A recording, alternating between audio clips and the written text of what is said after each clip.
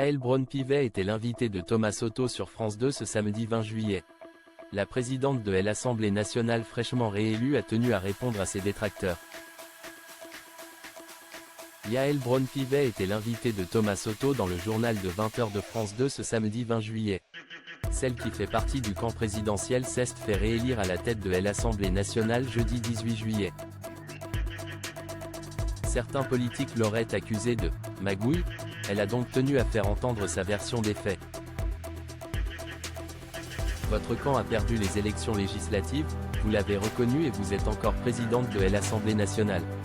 Gabriel Attal est toujours Premier ministre et le camp présidentiel va présider 6 des 8 commissions de cette Assemblée.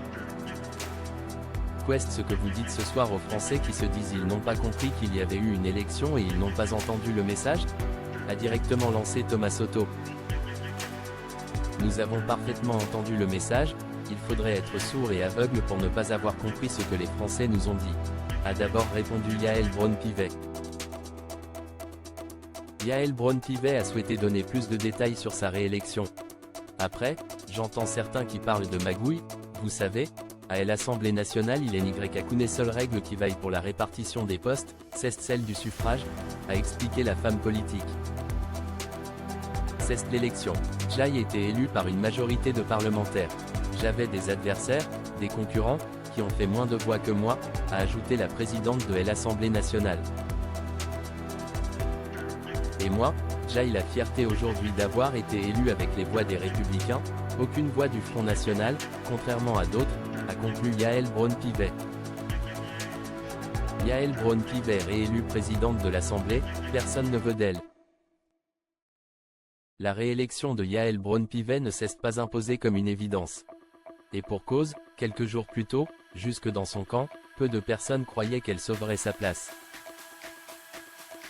Sa candidature est morte, personne ne veut d'elle, elle n'a pas d'équipe, confiait récemment un pilier de la Macronie auprès du Parisien.